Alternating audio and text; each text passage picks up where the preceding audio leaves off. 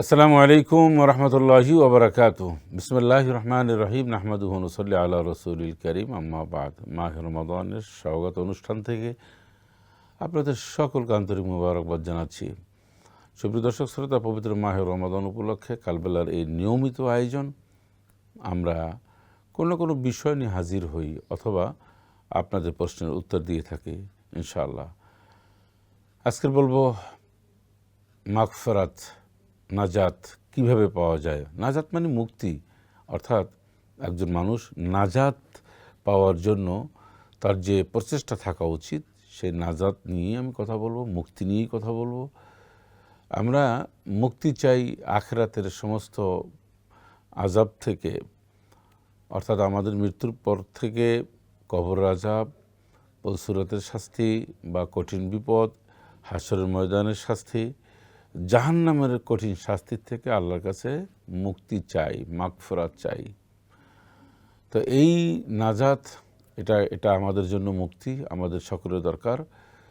কোরআনুল কারীমের মধ্যে আল্লাহ রাব্বুল আলামিন এই নাজাতের ব্যাপারে পরিষ্কার করে বলছেন, তুমি বলো হে পৃথিবীর মানুষ, রব্বানা আতিনা ফিদ দুনিয়া হাসানা ওয়া ফিল আখিরাতি হাসানাতাও ওয়া কিনা আযাবান নার। আয় আল্লাহ তাআলা, আমরা আপনার কাছে দুনিয়া এবং আখিরাতের সকল কল্যাণসমূহ চাই। অর্থাৎ দুনিয়ার কল্যাণ আমাদের জন্য বরাদ্দ দিন, আখিরাতের আমার জন্য যা কল্যাণকর তা আপনি আমাকে বরাদ্দ দিন। আর আমি নাজাত চাই, আমি মুক্তি চাই জাহান্নামের কঠিন শাস্তির থেকে। একজন মোমেনের মূল টার্গেট কি?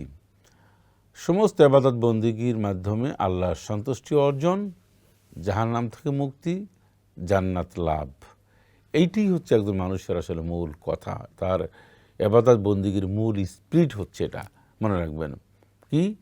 আল্লাহ পাকের সন্তুষ্টি অর্জন। আল্লাহকে যদি রাজি খুশি না করাইতে পারি, যদি আল্লাহ আমাদের প্রতি খুশি না হন, তাহলে আমরা যত রোজা, নামাজ, হজ, যাকাত, ওমরা, তারপরে দান, সাদাকা যা কিছু করি না কোনো, দুই পয়সার লাভ নেই, কোনো সব ব্যর্থ, কোনো উপকারে আসবে না। ছোট্ট একটু আমল আল্লাহ খুশি হয়েছেন, আল্লাহ সন্তুষ্টি অর্জনের জন্য করেছি, খালিস নিয়তে আমি করেছি, সহি শুদ্ধভাবে করেছি, কোরআন সুন্নাহর দৃষ্টিকোণে আমার আমলটি হয়েছে, বাস আমার আল্লাহ পাক আমাকে মুক্তির ব্যবস্থা করে দেবেন। সেজন্যে রাসূল আকরাম সাল্লাল্লাহু আলাইহি সাল্লাম আমাদেরকে যে দোয়া শিখিয়েছেন সেটি হচ্ছে আল্লাহুম্মা আজরিনা মিনান নার, অথবা আল্লাহুম্মা আজরিনি মিনান নার। নাজাত দিন, মুক্তি দিন হে আমাদের রব কঠিন জাহান্নামের শাস্তির থেকে। আর অন্যত্র আল্লাহুম্মা ইন্নী আসআলুকা রিদাকা ওয়াল জান্নাহ, আয় আল্লাহ তাআলা, আমি আপনার সন্তুষ্টি এবং জান্নাত চাই। আল্লাহুম্মা ইন্নী আসআলুকা রিদাকা, আমি আপনার সন্তুষ্টি চাই, কামনা করি, ওয়াল জান্নাহ, সাথে সাথে জান্নাত, কারণ আল্লাহ সন্তুষ্টি না হলে কাউকে জান্নাত দেবে না।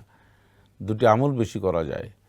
এরপরে মুক্তির জন্য, নাজাতের জন্য সবচেয়ে বেশি প্রয়োজন আল্লাহর কাছে ক্ষমা চাওয়া, ইস্তেগফার পাঠ করা, আস্তাগফিরুল্লাহ রাব্বি আস্তাগফিরুল্লাহ রাব্বি, এটি মুখে উচ্চারণ করা।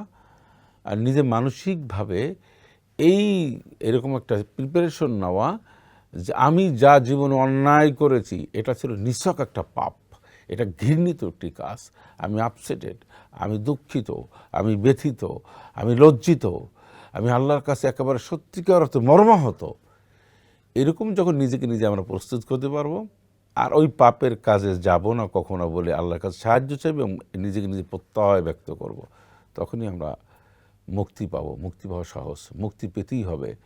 আর মুক্তি পাওয়ার জায়গা দুনিয়া। আল্লাহ আমাদেরকে এই দুনিয়ায় আখিরাতের মুক্তি, দুনিয়ার বিপদ আপদ বালা মুসিবত থেকে মুক্তি, আল্লাহর সন্তুষ্টি অর্জনের জন্যে সমস্ত ইবাদত বন্দি করা তৌফিক এনায়েত করুন। আমিন। আসসালামু আলাইকুম ওয়া রাহমাতুল্লাহি ওয়া বারাকাতুহু।